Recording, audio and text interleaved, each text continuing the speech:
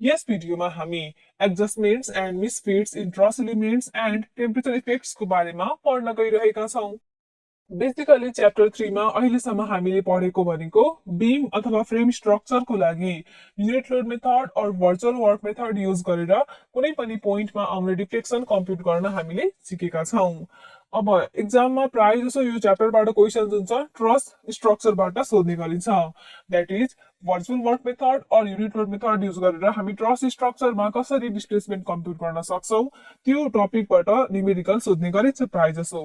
So त्यो कुरा हामी यस भिडियोमा डिस्कस गर्न गइरहेका छौँ र योसँग रिलेटेड प्रब्लम्सहरू पनि हामी सल्भ गर्न जानेछौँ आउँदो भिडियोहरूमा। अब ट्रस स्ट्रक्चरमा कस्तो खालको लोड्सहरू एक्ट हुन्छ पहिला त्यो कुरा बुझ्न जरुरी हुन्छ। ट्रस भनेको कस्तो स्ट्रक्चर हो त हामीले एप्लाइड मेकानिक्सदेखि नै ट्रसको बारेमा पढ्दै आइरहेका छौँ।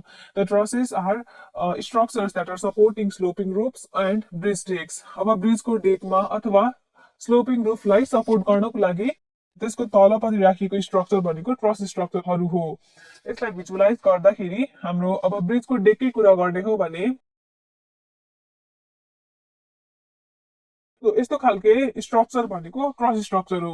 अब यहाँ यो स्ट्रक्चर हामी हेर्न सक्छौँ यहाँनिर जुन छ यो फ्रेम्सहरू जुन छ यसरी जोइन भएर बनेको स्ट्रक्चर हो यो। सो यसलाई पिन जोइन्टेड प्लेन फ्रेम पनि भन्ने गरिन्छ। हामी हेर्न सक्छौँ यो एउटा फ्रेम र अर्को फ्रेम जुन छ यो कसरी जोइन भएको छ त यो जोइन भएको छ बाई रिवेटिङ और वेल्डिङ। सो यो स्लेन्डर स्टिल मेम्बर्सहरू जुन छ इन्ड्समा रिवेटिङ और वेल्डिङ गरेर यसरी ट्रायङ्गलको सिरिज फर्म गरेर जुन एउटा स्ट्रक्चर फर्म भएको हुन्छ त्यसलाई नै हामी ट्रस स्ट्रक्चर भन्छौँ। अब एनालाइसिसको कुरा गरौँ। यस्तो स्ट्रक्चरलाई एनालाइसिस गर्दाखेरि the members are assume to be pin connected. Pin कनेक्टेडको मिनिङ के हो कि इन्ड्सहरू जुन छ पर्फेक्ट हिन्ज हुन्छ र लोड्स जुन छ यो जोइन्ट्समा मात्रै के हुन्छ एक्ट हुन्छ। द्याट मिन्स यो मेम्बरको दुईटा जोइन्टको बिचमा जुन यो पोर्सन छ यहाँ लोड कहिले पनि एक्ट हुँदैन। जहिले पनि लोड जुन छ जोइन्ट्समा एक्ट हुन्छ। लोड ट्रान्सफर हुने भने पनि एउटा जोइन्टबाट अर्को जोइन्टमा अर्को जोइन्टबाट अर्को जोइन्टमा यसरी नै लोड ट्रान्सफर मेकानिजम यहाँनिर अकर भइरहेको हुन्छ। सो एनालाइसिस गर्दाखेरि यो मेम्बर्सहरूलाई पिन कनेक्टेड एज्युम गरिन्छ। पिन कनेक्टेड एज्युम गर्दाखेरि के हुन्छ त यो सबै जोइन्ट्सहरू पर्फेक्ट हिन्जेस हुन्छ। पर्फेक्ट हिन्जेस भएपछि लोड्सहरू जोइन्ट्समै एक्ट हुन्छ। जस कारणले गर्दाखेरि डिफर्मेसन पनि जुन छ जोइन्टमै मात्रै अकर हुन्छ। सो बेसिकली हामी ट्रस स्ट्रक्चरमा जोइन्ट डिस्प्लेसमेन्ट क्यालकुलेट गर्ने गर्छौँ। Thus, there is no bending moment and shear forces. All the members are subjected to only direct forces.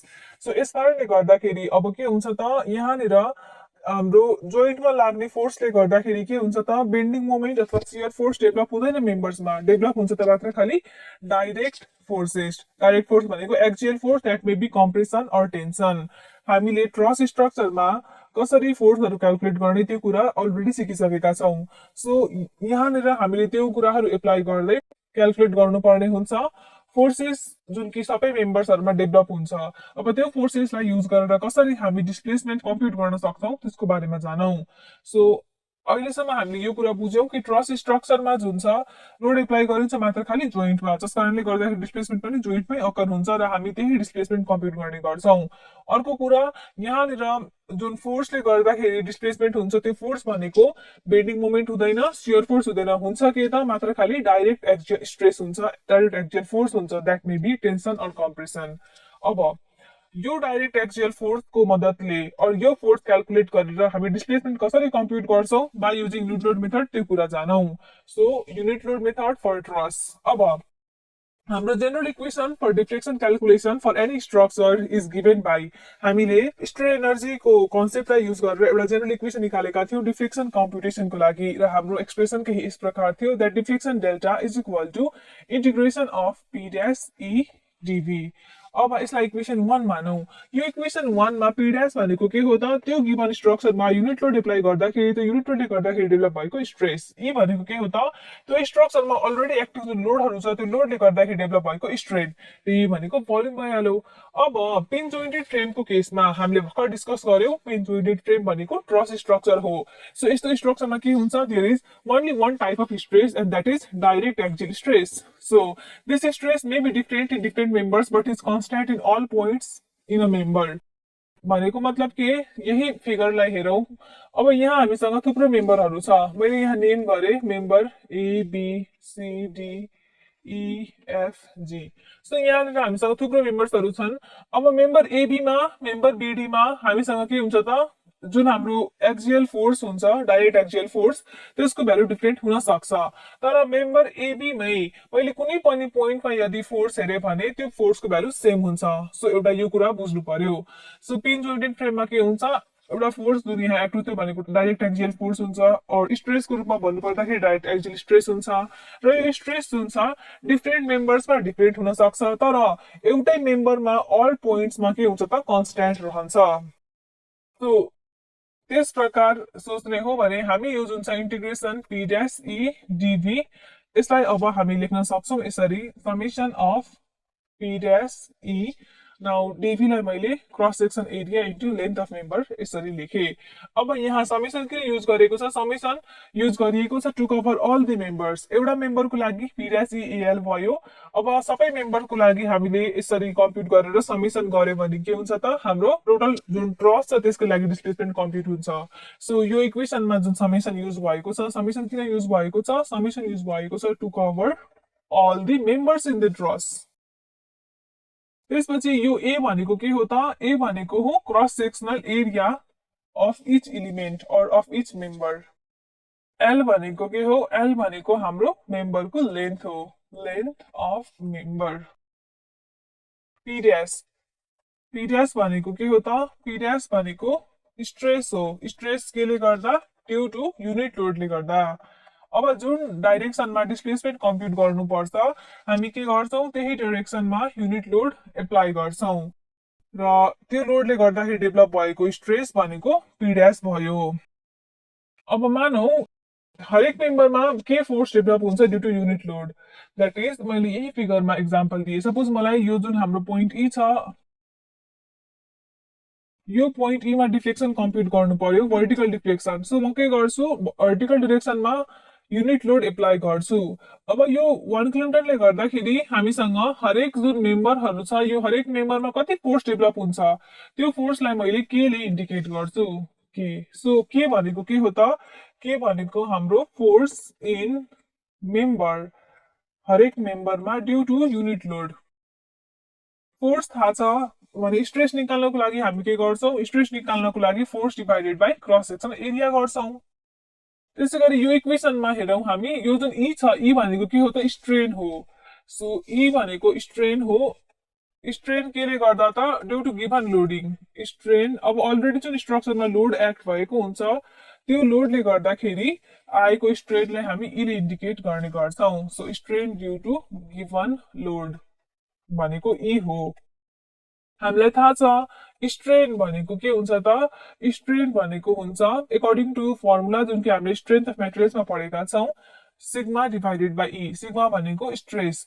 अब स्ट्रेसलाई यदि मानौ यो जुन हाम्रो स्ट्रक्चर छ, यसमा यो युनिट लोड एप्लाई गर्नुभन्दा अगाडि अलरेडी केही न केही फोर्स एक्ट भएको थियो, मानौ यहाँनिर केही न केही फोर्स 100 किलोन्युटन एक्ट भएको थियो। सो यो फोर्स भनेको मैले यसलाई पी फोर्स भन्छु। यो अलरेडी एक्टिङ फोर्सलाई मानौ मैले पी फोर्स भनेर भन्छु। पी फोर्स भन्छु भने हामी स्ट्रेसको ठाउँमा लेख्न सक्छौँ force per unit area into e त छँदै नै छ। सो यसरी स्ट्रेनलाई मैले in terms of given loading express गर्न सक्छु as P divided by AE.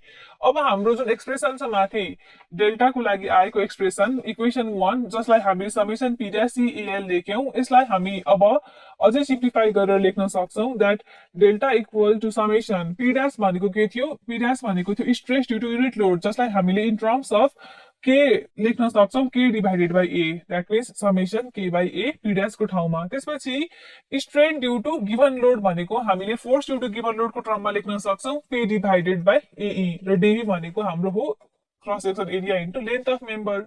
अब यहाँ हेरौँ, यो ए र यो ए भइहाल्छ क्यान्सल, र deflection delta can be computed by simply using delta equals to summation P K L divided by AE. अब यहाँनिर यो टर्ममा हामीसँग यो एक्सप्रेसन जुन छ PL by AE, PL by AE भनेको के हो त, पिएल बाइ एईलाई मैले डेल्टा एल लेख्छु। डेल्टा एल भनेको के हो त, डेल्टा एल भनेको it is extension or shortening of member. यसलाई हामी भन्छौँ extension or shortening of member due to load applied.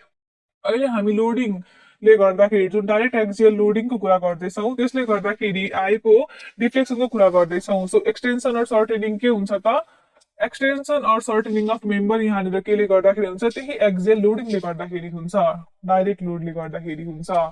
So मैले के गरेँ त सिम्पली पिएल बाई एईलाई as change in length or extension or shortening of member यसरी एक्सप्रेस गरेँ भने अब डिफ्लेक्सनको ठाउँमा हामी सिम्पली पुट गर्न सक्छौँ समेसन पिएल बाई एई भनेको डेल्टा एल र यसबाहेक यहाँनिर अलरेडी एउटा टर्म छ के भनेको के हो त हरेक मेम्बरमा डेभलप भएको force due to unit load so के डेल्टा एल। सो यो भनेको हाम्रो एकदमै सिम्प्लिफाइड फर्मुला आएको छ फर डिफ्लेक्सन क्यालकुलेसन।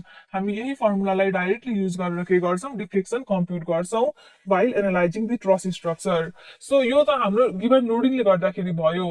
अब हेडिङ हेरौँ, हेडिङमा हामीसँग छ मिसफिट्स र टेम्परेचर इफेक्ट्स भने। अब मिसफिट भनेको के हो त कहिलेकाहीँ क्वेसनमा भनेको हुन्छ कुनै मेम्बर जुन छ अलि धेरै लामो हुन्छ कुनै मेम्बर अलि धेरै छोटो हुन्छ। सो यसरी हाम्रो जुन लेन्थ अफ मेम्बर छ त्यसमा अलि धेरै लामो वा छोटो भएकोले गर्दाखेरि पनि केही न केही डिफ्लेक्सन हामी अब्जर्भ गर्छौँ र त्यसलाई हामी भन्छौँ डिफ्लेक्सन ड्यू टु मिसफिट। अब डिफ्लेक्सन ड्यू टु मिसफिटलाई डेल्टा एफले इन्डिकेट गर्ने गर्छौँ and this is simply indicated by summation K into del F, जहाँ डेल एफ भनेको के हो त डेल एफ भनेको मिसफिटले गर्दाखेरि आएको चेन्ज हो हरेक मेम्बरको लेन्थमा। जस्तै अब सबै मेम्बर्सहरूको लेन्थ हामीलाई दिएको छ क्वेसनमा र भन्यो कि BD member is two long by 8 mm भने यसको लागि डेल्टा एफ को भ्यालु भइहाल्छ 8 mm। सिम्पली न्युमेरिकल गर्दाखेरि हामी यसको बारेमा अझै राम्रोसँग क्लियर हुनेछौँ। अब टेम्परेचर इफेक्टको कुरा गरौँ।